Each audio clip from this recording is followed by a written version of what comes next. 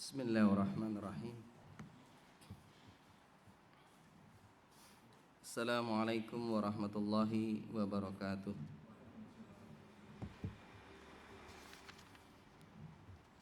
Innal hamdalillah nahmaduhu wa nasta'inu wa nastaghfiruh wa na'udzu billahi min shururi anfusina wa sayyiati a'malina. Man yahdihillahu fala mudhillalah wa may yudlil fala hadiyalah. Asyhadu an la ilaha illallah wahdahu la syarikalah wa asyhadu anna Muhammadan abduhu wa rasuluh sallallahu alaihi wasallam. Ya ayyuhalladzina amanu taqullaha haqqa tuqatih wa la tamutunna illa wa antum muslimun. Ya ayyuhan nasu taqu rabbakumul ladzi khalaqakum min nafsin wahidah wa khalaqa minha zawjaha wa bassa minhuma rijalan katsiran wa nisaa'a wattaqullaha alladzi tasaaluna bihi wal arham innallaha kana 'alaikum raqiba. Ya ayyuhalladzina amanu taqullaha wa qulu qawlan sadida yuslih lakum a'malakum wa yaghfir lakum dhunubakum wa may yuti'illaha wa rasulahu faqad faza fawzan 'azima. Amma ba'd, fa inna ashdaqal hadisi kitabullah wa khairal hadyi hadyu Muhammadin sallallahu alaihi wasallam wa syarrul umuri muhdatsatuha wa kullu muhdatsatin bid'atun wa kullu bid'atin dhalalah wa kullu dhalalatin finnar. Hadirin hadirat rahimana wa rahmakumullah. Alhamdulillah, sore ini kita dipertemukan oleh Allah Subhanahu wa ta'ala selama sekian lama kita tidak berjumpa. Ini Allah memberikan izin kepada kita berkumpul kembali di rumah. Mudah-mudahan Allah memberikan barokahnya kepada sahibul bait. Materi kita melanjutkan apa yang pernah kita bahas dahulu, agar bahtera rumah tanggamu tidak kandas terhempas badai, yang ditulis oleh Dr. Muhammad bin Nasir Al-Humaid.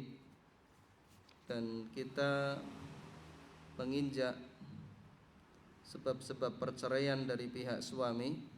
Dari pembahasan kita, sebab-sebab perceraian dari pihak suami, ada juga nantinya sebab-sebab perceraian dari pihak istri. Sebelum kita menambah materi yang kita sampaikan, mengingat telah lama kita tidak mengaji, jadi kita sampaikan sedikit ulang apa yang pernah kita sampaikan secara ringkas. Sebab-sebab perceraian dari pihak suami, yang pertama, suami tidak memperhatikan hak-hak istri yang diperintahkan oleh Allah Subhanahu wa ta'ala untuk ditunaikan. Dari sini sebab yang paling penting diantaranya. Jadi suami itu tidak memahami, di mana Allah sebutkan ku anfusakum wa ahlikum nar, jaga dirimu dan keluargamu dari api neraka. Dalam surat At-Tahrim 66 ayat 6 ini mewajibkan seorang suami menjaga dirinya dari api neraka dan juga keluarganya. Dengan cara apa?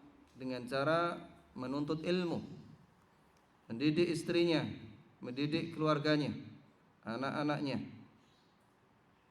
Poin yang kedua, mengabaikan ajaran Rasulullah SAW agar seorang laki-laki menikahi wanita dikarenakan agamanya.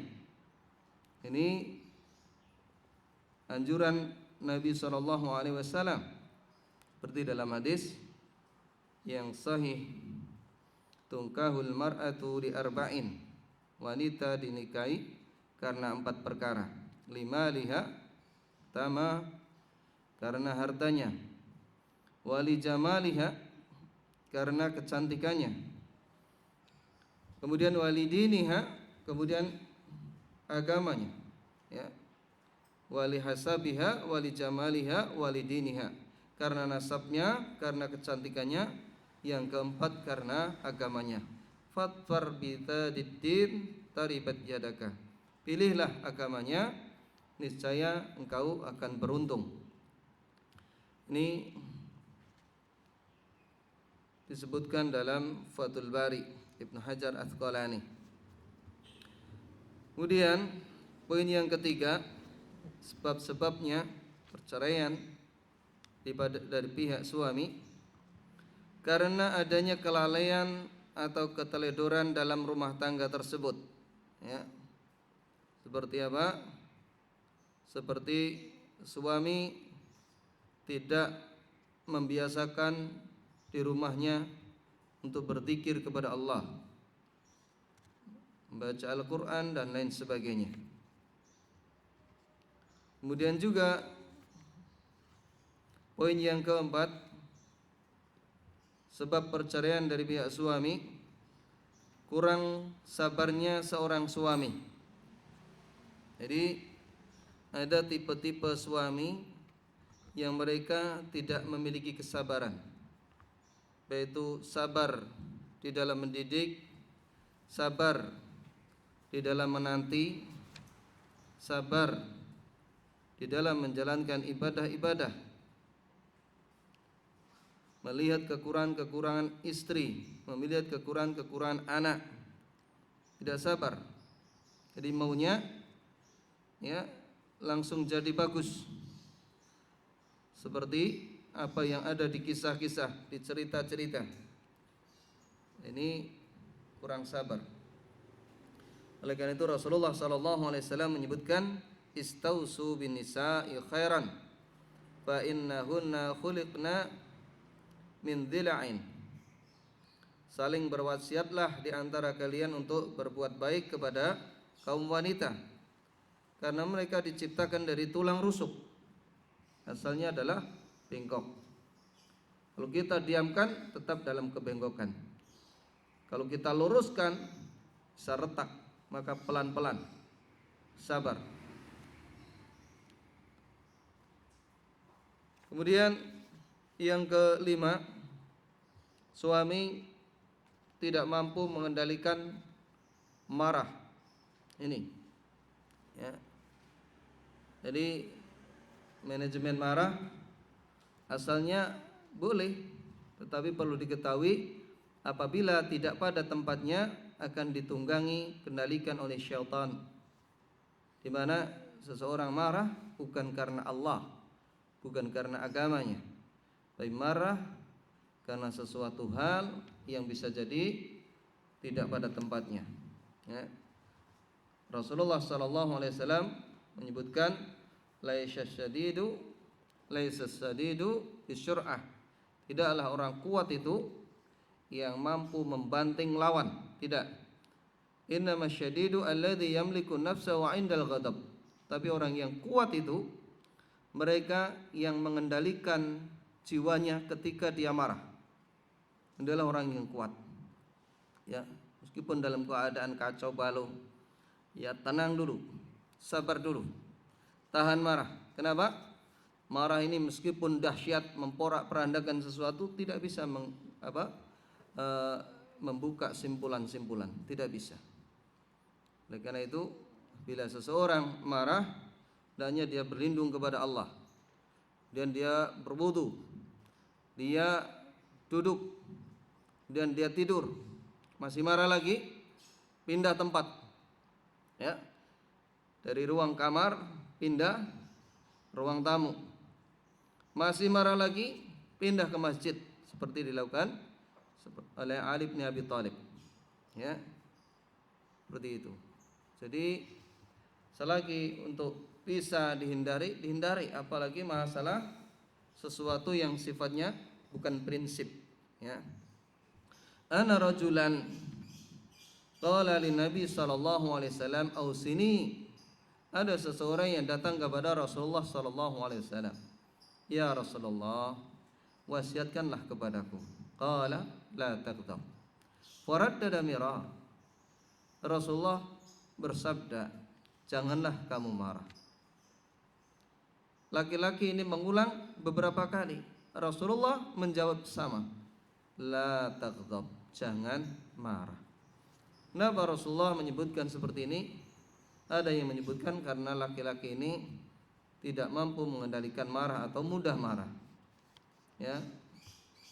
Sebutkan beberapa athar dari ulama-ulama salaf bahwasanya syaitan melihat orang marah, dia mampu mempermainkan seperti bola yang dimainkan anak kecil. Maka kendalikanlah. Dari sinilah seorang hendaknya berlaku sabar, tenang, ibarat air yang diaduk. Saat dia tenang, sabar, akan terlihat dasarnya. Setelah itulah mengetahui ujung pangkal permasalahan, apa yang harus dilakukan.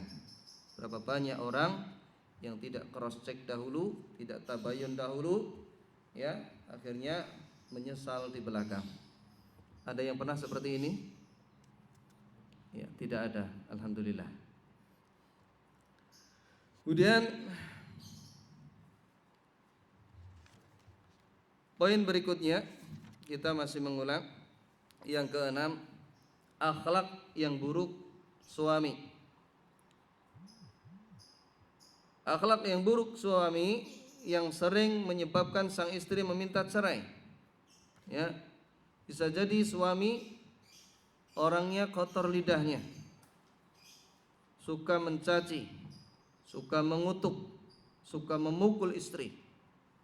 Ini kadang istri tidak mampu, tidak tahan, tidak kuat menahan untuk terus-menerus seperti itu. Ya. Oleh karena itu seorang suami hendaknya merasa takut kepada Allah dalam memelihara istrinya dan memuji kepada Allah.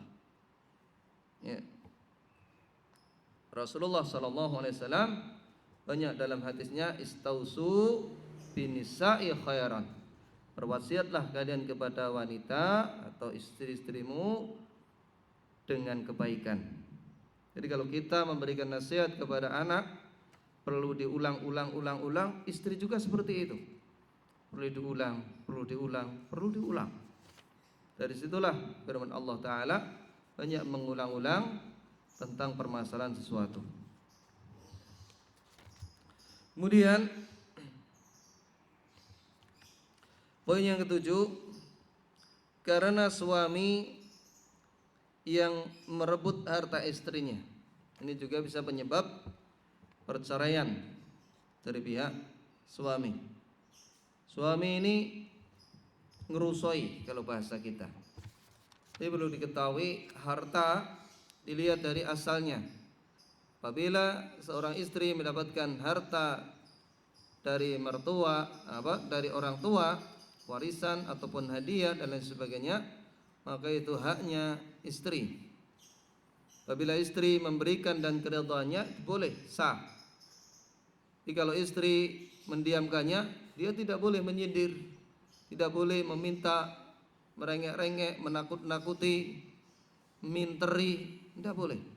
Ya. Rambu uwei, aku Arab golek loh. Tidak boleh seperti itu. Paham tidak maksudnya? Paham ya? Tidak boleh. Dia harus tulus, ya, bukan karena hal itu. Kemudian yang ke-8, penyebab perceraian, suami terlalu sibuk. Ya, jadi suami ini terlalu sibuk, baik itu sibuk dengan pekerjaannya yang dalam kota ataupun keluar kota terlebih. Ya, ini sangat besar sekali fitnahnya terhadap istri kita. Ya, berapa banyak kehancuran tuh sebabkan ini. Suami tidak peduli dengan istrinya. Suami hanya mencari kesenangan dirinya. tidak boleh. Maka perlu diperhatikan istri kita. Istri kita manusia, dia butuh diperhatikan, butuh diajak ngobrol, ya, diskusi, dimintai pertimbangan, demikian pula suruh berpendapat, ya. Istri kita, ini teladan dari Rasulullah SAW, seperti itu. Dan sampai istri ini tidak dianggap wong wedok enggone mburi kono. Jangan. Dan juga seorang istri menanti dari pagi pamit, seharian bekerja, pulang.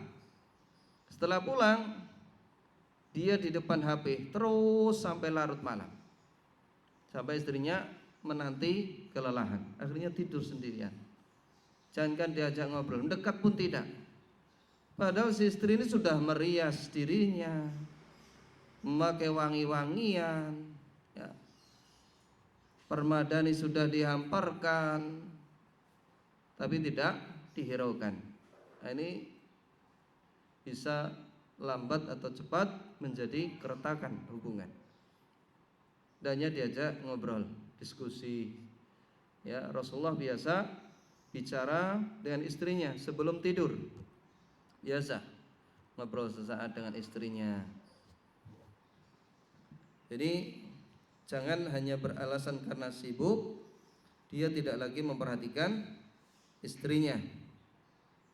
Oleh karena itu Rasulullah SAW bersabda, ya, fa inna li jasadika 'alaika haqqan. Ketahuilah sesungguhnya jasadmu atas dirimu itu punya hak.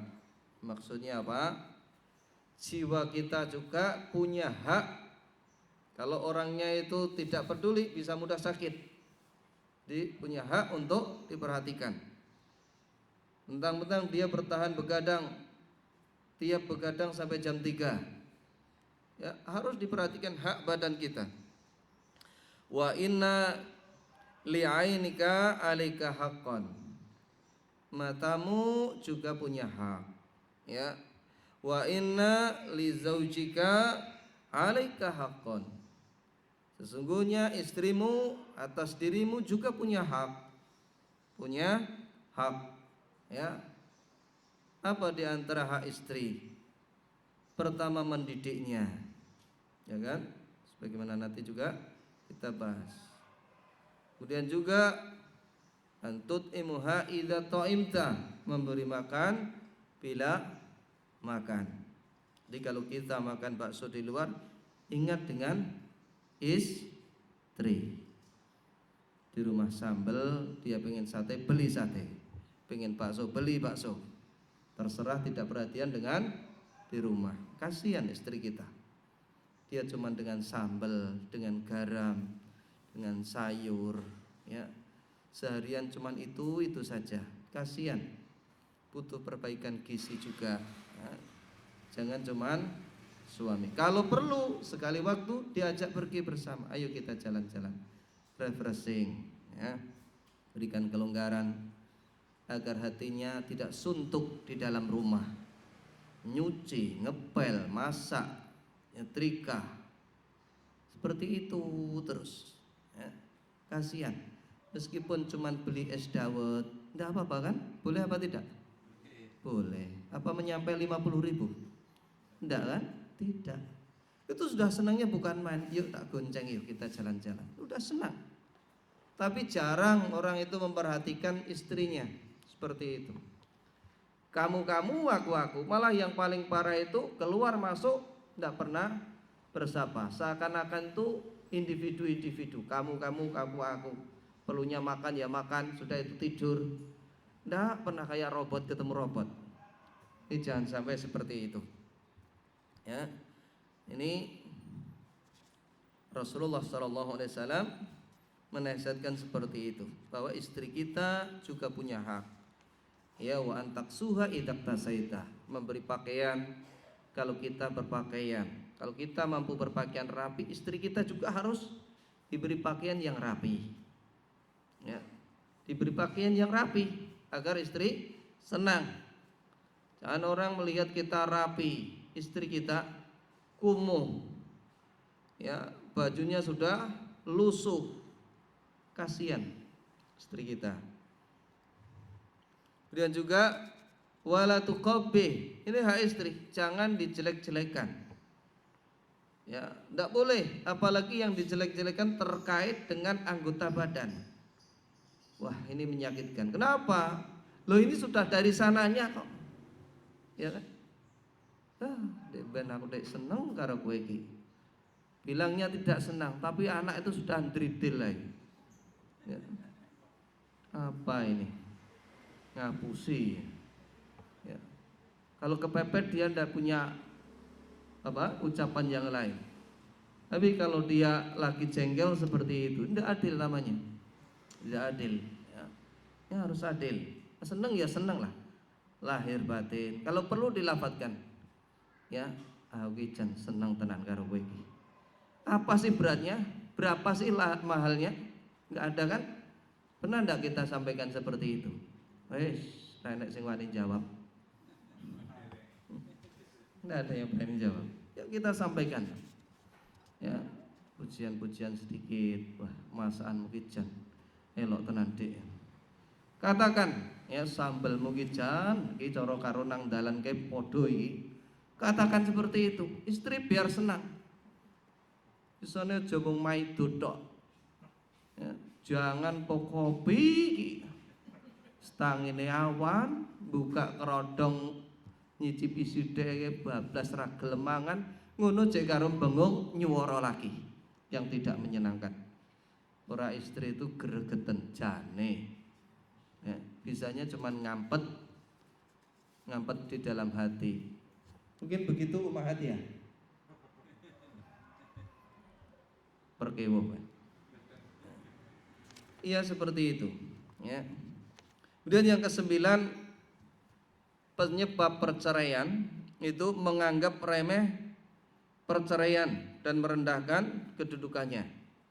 Ya, ini orang yang meremehkan agama, karena nikah ini bagian daripada agama. Jadi kalau dia itu menganggap memiliki harta banyak, kemudian apa sedikit ceraikan, apa sedikit ceraikan, apa sedikit talak kamu nanti, apa sedikit seperti itu. Ini menyiksa hati seorang istri. Ya, kepleset tenan akhirnya ketun. Waduh, piye iki carane? Tekok ya isin, gitu. Pratekok jane hukumnya bagaimana? Ini jangan sampai hal ini terucap. Ya. Dia mampu mungkin biaya pernikahan, dia mampu untuk mencari laki. Bukankah dia itu sudah dipertemukan? Bukankah hal itu bisa diperbaiki? Ya, jadi jangan mudah untuk mengatakan cerai, mudah mengatakan talak. Ini. Kemudian termasuk diantaranya poin yang ke-10 yang akan kita bahas, ila. Ya. Apa itu ila? Yakni seorang suami yang bersumpah untuk tidak menyentuh istrinya secara mutlak. Ya, dulu ada sahabat yang demikian ini melakukan. Dan istrinya protes kepada Rasulullah Sallallahu Alaihi Wasallam. Atau dengan batasan waktu selama 4 bulan. Ya, mengilak istrinya ini. Yang demikian itu termasuk tindakan kezaliman terhadap istri. Ya, kenapa? Seorang istri yang memiliki kenormalan, dia butuh layaknya sebagaimana yang lain. Berhubungan badan, bercengkrama, bercanda, dan lain sebagainya. Jadi kalau sudah mengilak, berarti dia menahan selama 4 bulan, tidak seperti itu kan. Coba bayangkan. Ini adalah kedzaliman terhadap istri.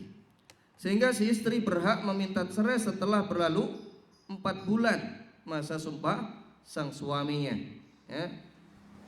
Berdasarkan firman Allah Ta'ala, lilladina yu'luna min nisaihim tarabbusu arba'ati ashhur fa in fa'u fa innallaha ghafurur rahim wa in azamu talaqa fa innallaha sami'un alim. Kepada orang-orang yang mengilak istrinya diberi tangguh 4 bulan lamanya.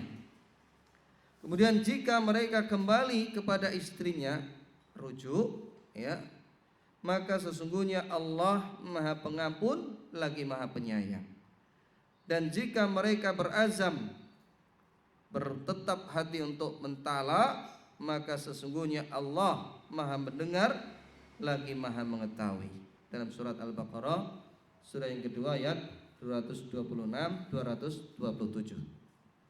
Maka hendaknya seorang suami bertakwa kepada Allah dalam memelihara istrinya, ya.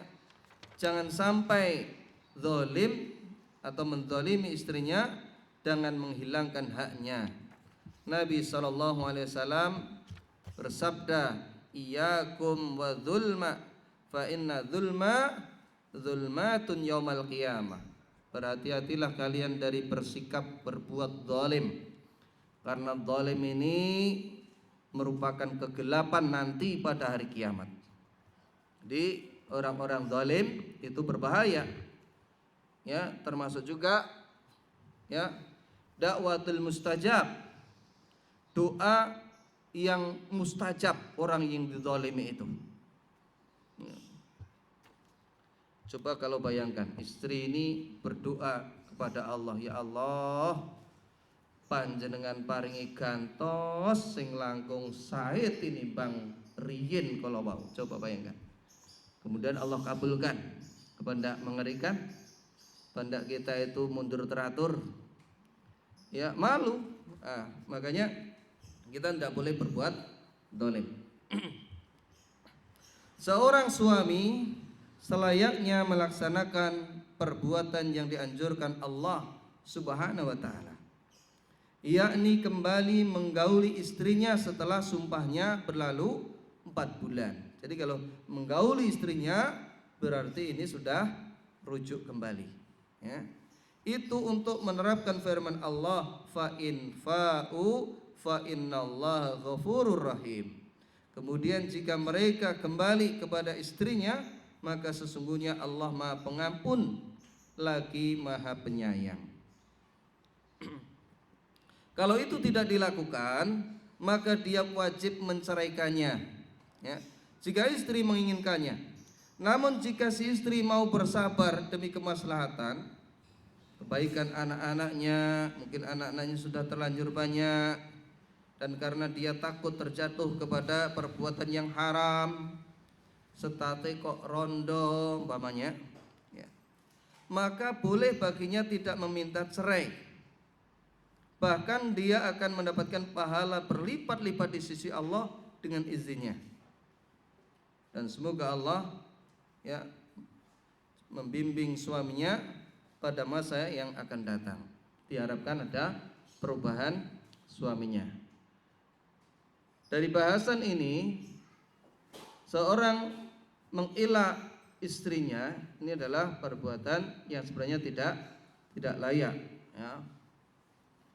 Kemudian setelah berlalu 4 bulan, suaminya mendatangi istrinya, "Gimana? Aku mau pisahkan kamu. Lah masalah saya apa? Saya sudah, ya, begini begitu. Ya sudah, saya tak ngalah, jangan diceraikan lah," umpamanya. Nanti ada imbal baliknya ummahat, jangan protes dulu ya.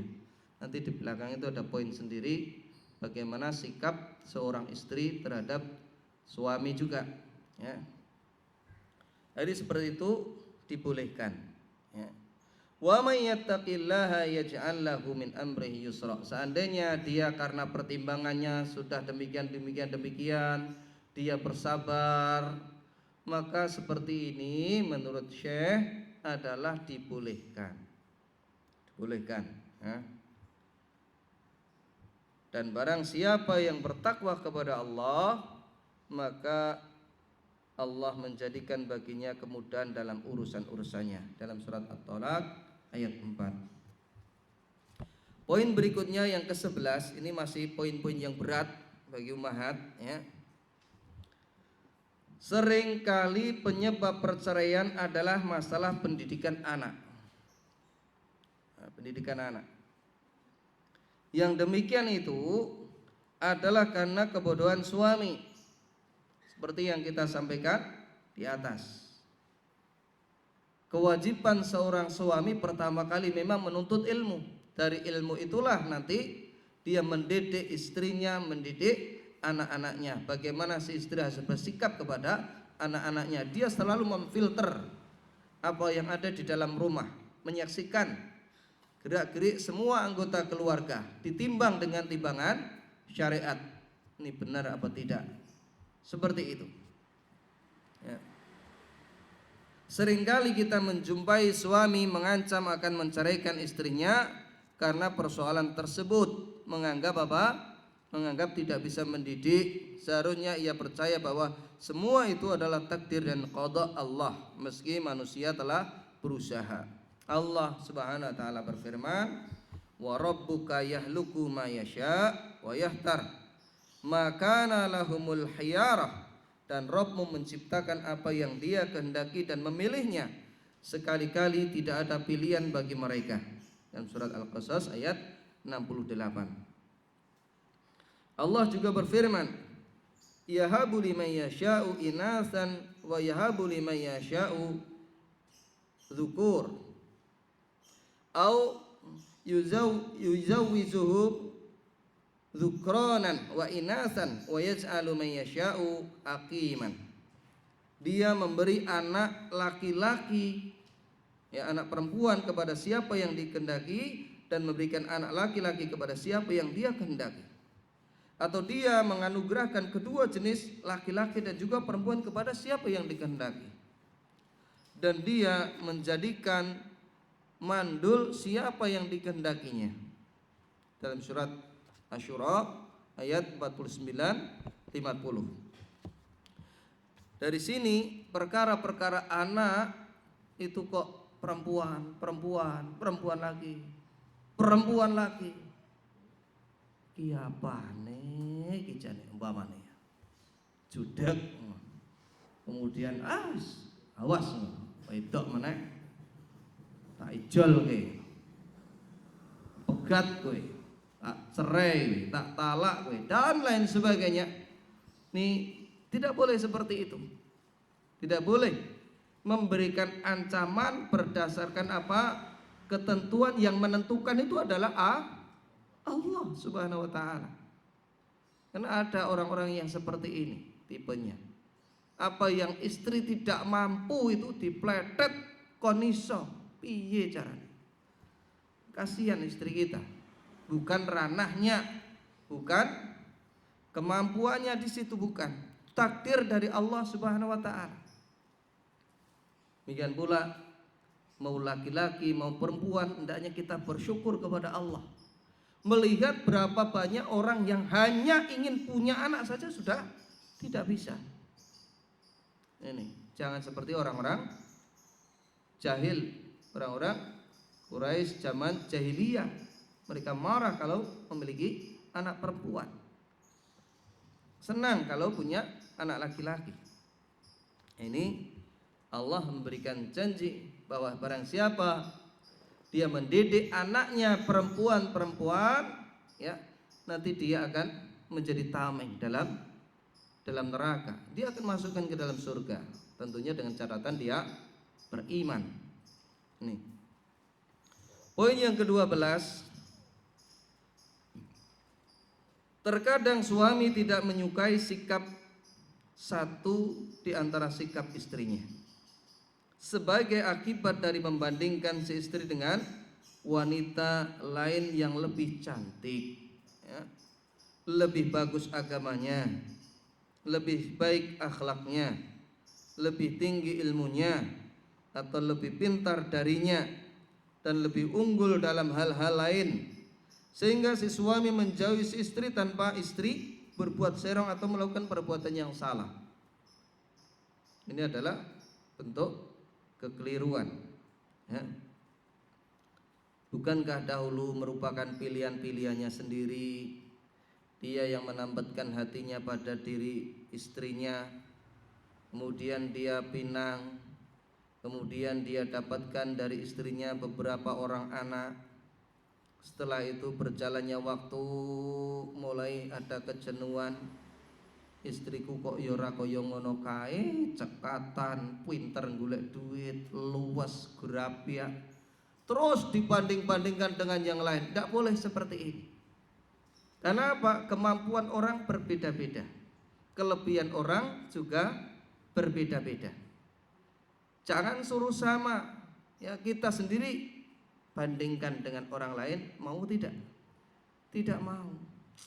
Kamu itu mau ya jadi ustadz gitu loh umpamanya. Kayak ustadz siapa umpamanya seperti itu. Kan kita juga tidak mau. Atau kamu itu seperti fulan itu loh, kayak cekat-ceket golek duit cepet. Kita juga nggak mau kan? Tidak mau. Maka tidak boleh membandingkan istri dengan yang lainnya. Ya, dengan rumput tetangga tidak boleh. Ya. Demikian pula si istri tidak boleh membandingkan suaminya dengan suami orang lain. Dia beli sepeda, ganti sepeda motor, sepeda motor diganti lagi dengan mobil. Sudah itu pulang istrinya ngamuk dengan suaminya. Gara-gara apa? Melihat tetangganya cepat sekali proses dapat rezekinya. Ya kita tidak boleh meri dalam hal-hal seperti ini. Meri dari sisi itu, meri juga dengan jatah. Ya, rezeki, ajal, iya kan? Ini juga harus dimeri nih kabeh, jangan rezeki ini tok. Nah, karena kita tidak tahu catatan rezeki kita, ajal kita juga tidak tahu. Jadi diantaranya suami ini kadang membandingkan dengan istri atau wanita yang lain, ya, yang lebih cantik, ya. Kemudian lebih bagus agamanya, lebih bagus akhlaknya, lebih tinggi ilmunya, lebih pintar darinya, lebih unggul dalam urusan-urusan lain, ya mungkin cekatan, pintar untuk desain, pintar untuk cari duit dan lain sebagainya. Maka hal ini tidak boleh. Perbaiki satu persatu. Pengen bagus agamanya, bagaimana istri kita itu kita ajak untuk taklim. Kita belikan perlengkapan apa yang bisa mendukung agar ilmunya berkembang, agamanya bisa bagus. Ini kita perhatikan. Kita nggak tahu hasilnya orang lain seperti itu. Mungkin suaminya dulu berjuang juga mati-matian. Kan kita nggak tahu. Jomong delok hasil akhirnya, jangan. Kita nggak tahu perjuangannya seperti apa. Ya. Wis kita mau berkorban untuk istri tidak mau. Arnu kok ke buku-buku nggoheman, tuku radio direndi-rendi cek nggoheman, ya kan? Tapi pengen bojone mbok yo sing ngono kuwi lho. Tidak bisa. Semuanya ada sebab-sebabnya. Ada sebab-sebabnya. Nah, ini yang harus kita perbaiki. Demikian pula kalau kita ajak jangan langsung jadi udundang shred lab dadi apik, bukan fotokopi di sini. Tempat kajian bukan fotokopi, memperbaiki proses. Ya, proses. Mungkin dari kajiannya dia ngantuk-ngantuk mungkin. Ada ndak nih yang ngantuk-ngantuk Umahat? Tapi dengan bergaul temannya dia malah justru paham. Seperti itu. Ada juga yang seperti itu. Kemudian dia bertanya dengan temannya, dia malah dipinjami bukunya, dia malah cerita tentang masa dulunya, kemudian perbaiki temannya. Akhirnya jadi orang yang bagus. Seperti itu. Sangat penting sekali. Kemudian sehingga si suami menjauhi si istri tanpa istri berbuat serong dan melakukan perbuatan yang nista. Golek-golek salai. Ini tidak boleh. Hendaknya si suami bersabar sehingga mendapat kemenangan dari janji Allah sebagaimana firman Allah Ta'ala, wa'ashiruhunna bil ma'ruf. Pergaulilah istrimu itu dengan cara yang baik. Ya, ma'ruf artinya kebaikan yang sudah diketahui masyarakat umum. Ma'ruf, kebaikan. Fa in karihtumuhunna fa asa an takrahu syai'an wa yaj'alallahu fihi khairan katsira. Jika kamu tidak menyukai mereka, ya, maka bersabarlah, karena mungkin kalian tidak menyukai sesuatu padahal Allah menjadikan padanya kebaikan yang banyak. Dari sisi yang lain lebih banyak. Mungkin dari sesuatu kurang baik, tapi bukan main kematinya karo mertuone, ya kan? Mungkin dari sisi yang lain tidak kita sukai, tapi dia pinter, ya, ngerigen ke, pinter, ya, ubet dan lain sebagainya. Seperti itu kita timbang, ya, kira-kira ki apik lebih banyak bagusnya apa buruknya, itu sudah bisa ditebak, insya Allah lebih banyak baiknya, ya, lebih banyak baiknya.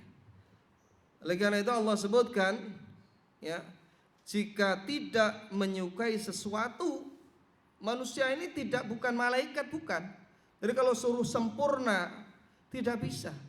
Apalagi yang namanya wanita ini agamanya memang kurang. Loh, kok bisa kurang? Iya, dia kadang haid, terpaksa dia tidak sholat. Orang yang tidak sholat bisa lihat sendiri, kadang-kadang itu emosinya tidak terkontrol, begitu kan?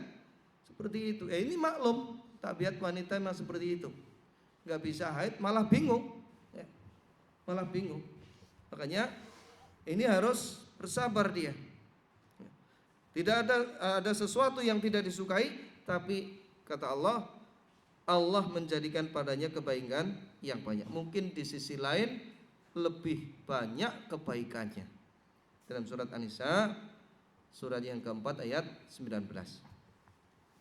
Ibnu Abbas radhiyallahu anhuma menyatakan tentang penafsiran ayat tersebut, artinya Allah memberikan kasih sayangnya kepada seorang hamba dengan memberinya karunia seorang anak. Itu maksudnya, ya. Sehingga dengan anak itu dia mendapatkan kebaikan yang banyak. Artinya begini, mungkin ada sesuatu yang kita tidak suka dari istri kita, anak-anak ini luar biasa, anak-anaknya berkembang, tumbuh sehat walafiat, kemudian cerdas, kemudian dididik jadi anak-anak yang berbakti. Jane ya mung seperti itu, tapi tukulane jauh lebih bagus. Ini menyenangkan tidak? Menyenangkan, ya, menyenangkan. Ini menurut penafsiran Ibnu Abbas. Sehingga dengan anak itu dia mendapatkan kebaikan yang banyak, berbakti, taat, Bu, Pak, pun enten arto dereng kula kentuni arto. Seperti itu. Bisa jadi seperti itu. Ini saya transferkan 20 juta untuk lebaran, Pak, Bu. Bayangkan seperti itu. Kalau anak berbakti, wah, ndak lagi berpikir tentang banyak sedikit. Iya kan? Supaya orang tua senang. Menurut tafsir Ibnu Katsir, artinya semoga kesabaran seorang suami dengan tidak menceraikan istrinya tersebut, artinya kalau melihat istrinya kok ya ora iso sempurna, dia bersabar, ya, tidak menceraikannya, meski dia tidak menyukainya, akan membawa kebaikan yang banyak di dunia dan juga di akhirat. Ini.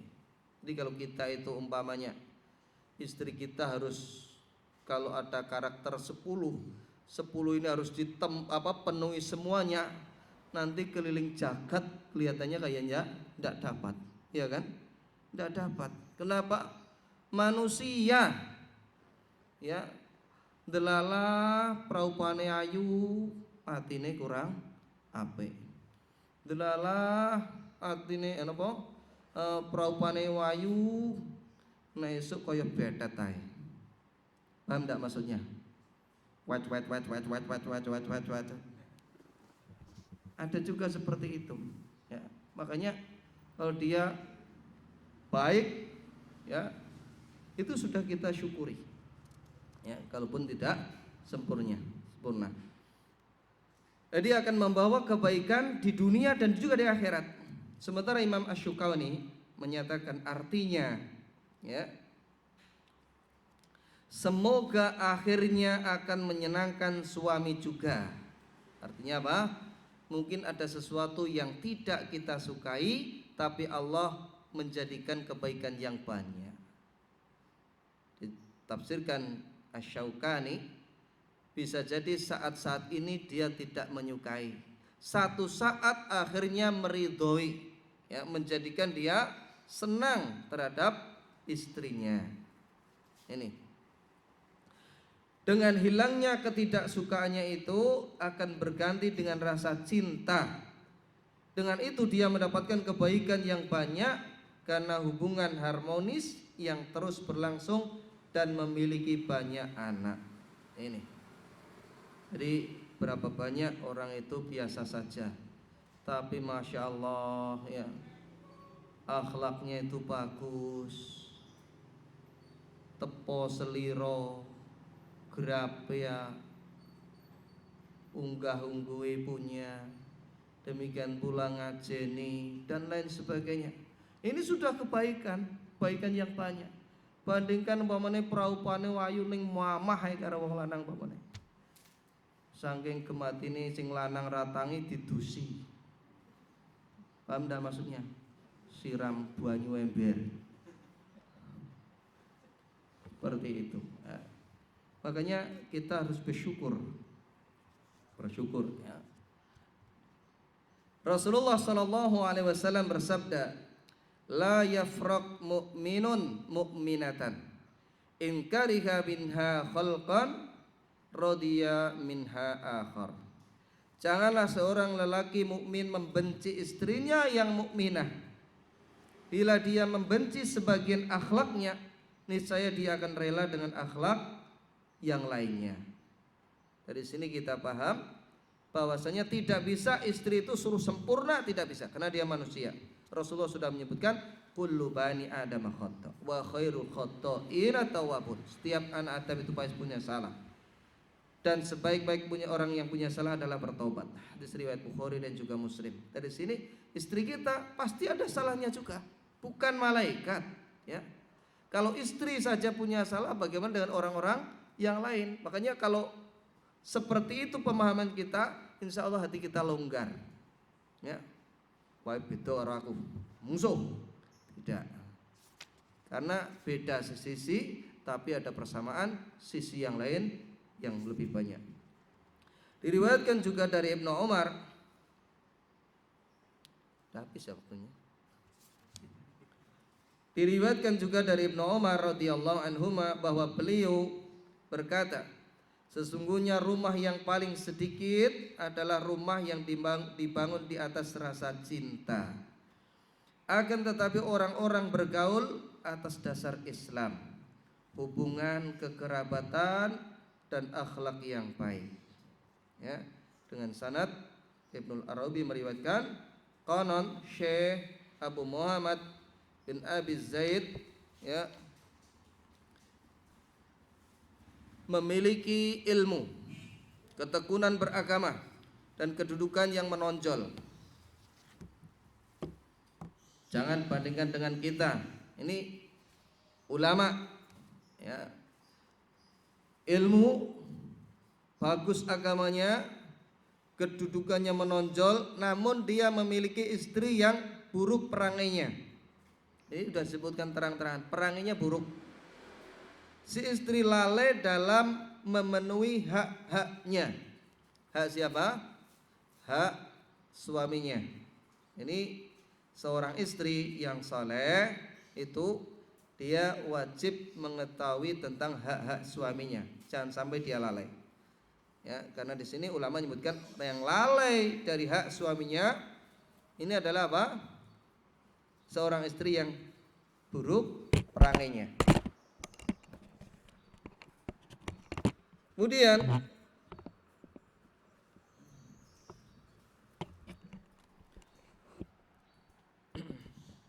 istri ini selalu menyakiti dengan ucapannya. Selalu menyakiti dengan ucapannya. Ya. Bila ditanyakan tentang istrinya itu, ya, dia menjawab dengan kerendahan dirinya, menghadapi dengan kesabaran, ia berkata, saya adalah seorang laki-laki yang telah Allah sempurnakan kenikmatan tubuhnya.